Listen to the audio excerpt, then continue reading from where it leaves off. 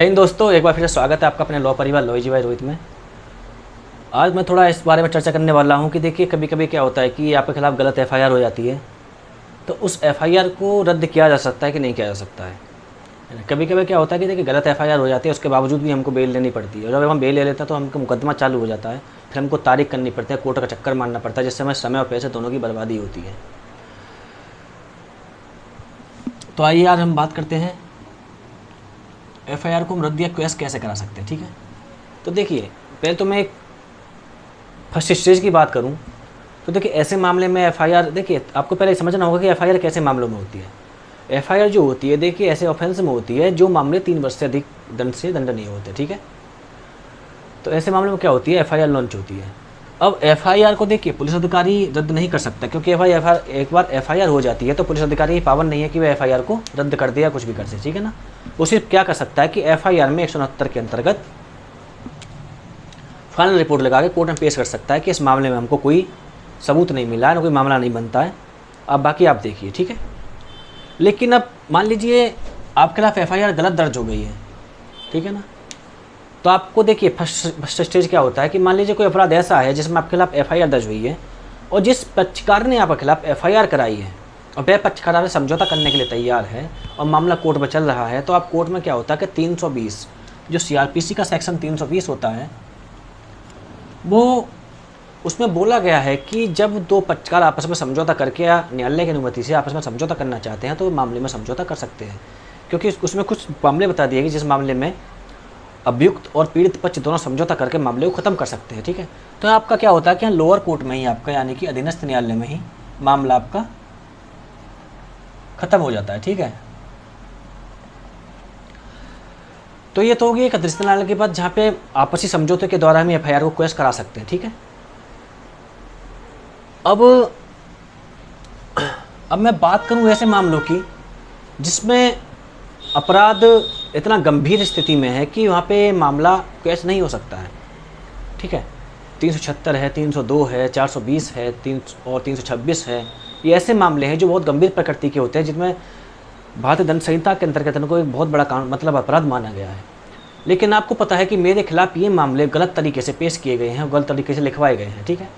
अब आपको क्या करना है, देखिए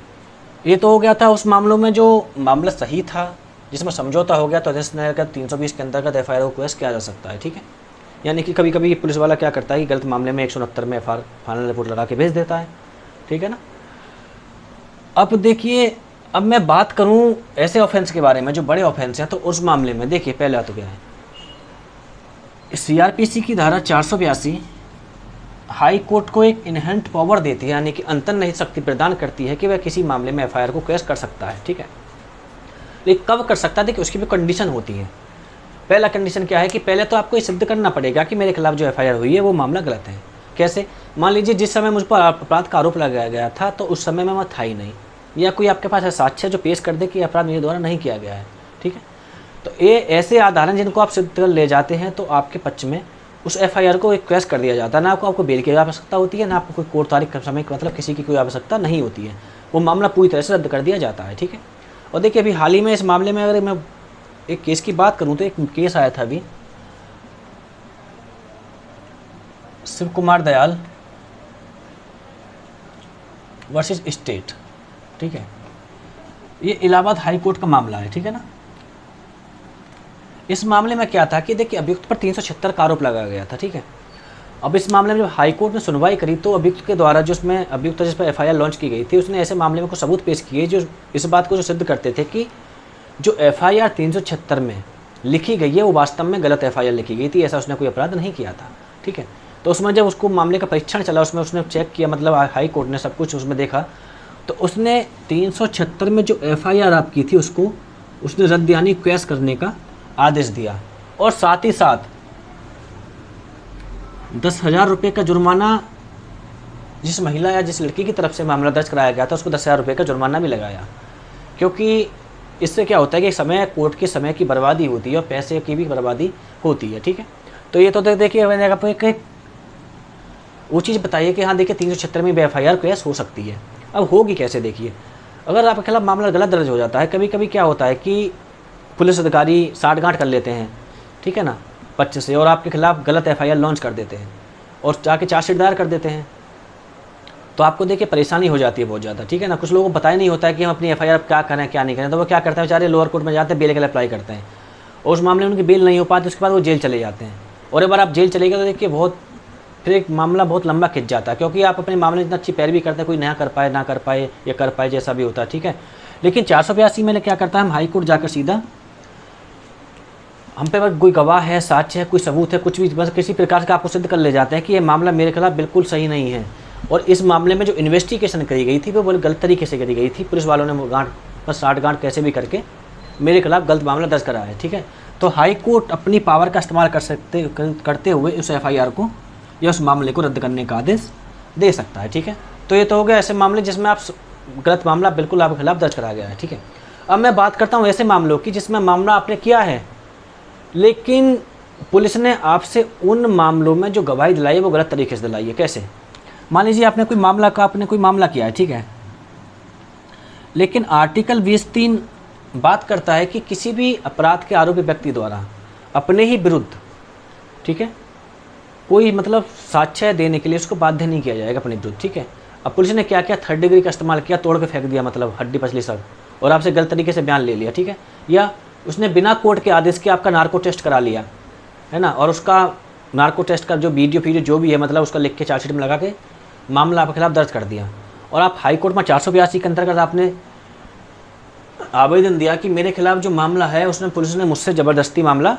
ऐसे 3rd डिग्री का इस्तेमाल करके और नार्को टेस्ट करके और ना किसी की परमिशन ली गई और मुझसे मामला उसने